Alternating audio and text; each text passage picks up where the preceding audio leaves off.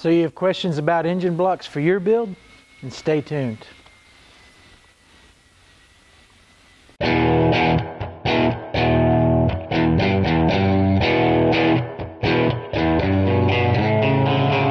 Welcome back to In the Garage. If you remember from our intro video, this is our Mighty Mouse project where we're going to be building out a Chevy small block engine. We've got our block ready to start the project. We're going to talk about some of the things and the decisions we made in the block we chose and the kind of engine we're building. As I stated in the introduction video, what you want to make sure you keep in mind is you've got to make all your planning on the front end so you get the right parts, the right block, and everything you need to do the project the way you want it to. So come in closer and we'll take a look at the block we've chosen and kind of what to look for when it comes back from your machine shop. So what we've chosen to build is a pretty standard Chevy small block engine. It's going to be a 30 over block, which means a 30 over standard bore for the pistons themselves. It's going to have a 4-bolt main that we're going to actually look at here in a second. It's a 2-piece rear main. Again, we'll show that to you in just a second. But one of the things you want to keep in mind when choosing your block is not every small block Chevy is the same. It's going to have a lot of differences in material and the way it's set up, what it came out of, what years it was actually produced. So there's a couple things to keep in mind. If you look on the rear driver's side of the block, there's actually the part number for the block itself. The ones that you want to be most interested in are 010 and 020 part numbers. That's going to be the last 3 numbers in the part number for the block is a 010 or a 020. This is a 010 block. It means it's got a very good material that's been used with. It's a good strong block. It's a cast iron block. It's going to hold up for years. If you come in closer, we'll show you this is the deck of the heads. There's a couple of different ways to have a engine block set up or prepared at your machine shop. One is to have the deck machined. Having a machine deck block is a great way to make sure it's sealed. This one has not been machined. The way you would know if you had a machine deck is it would be a high polish finish, kind of like the inside of the pistons.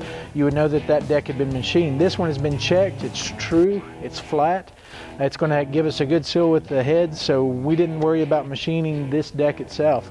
If you'll notice right here, there's a point that I pointed to earlier is the material it's made of. This is a high zinc block, and you can see where some repair has been done to the decking itself, where they've added some weld in and then machined it back down.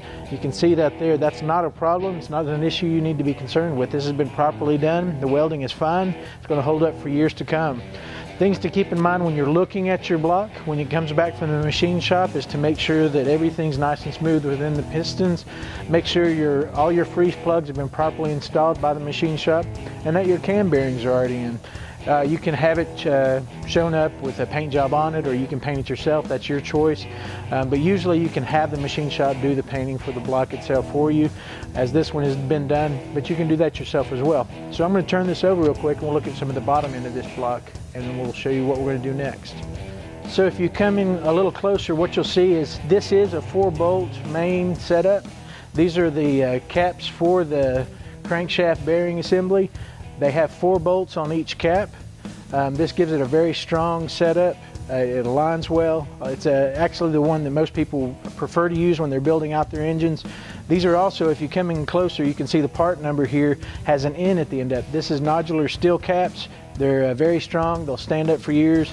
It's definitely another sought after option on these blocks. So you can see this is what people are talking about, is these 3 main caps for the crankshaft are 4 bolts. When you hear somebody say it's a 4-bolt main assembly, that's what they're talking about. If you come back here, you can see this is where the rear seal assembly is. When people say it's a 2-piece rear main seal, that's this, and we'll show one to you when we get it installed, but it means that the bottom part of the rear main seal actually can be unbolted, and the seal itself is in 2 pieces. It makes it a little easier to do that repair on these engines, and they do stand up very well. So when somebody says it's a 2-piece rear main, that's what they're talking about on the block, that this rear seal, oil seal, is actually a 2-piece gasket instead of a 1-piece gasket.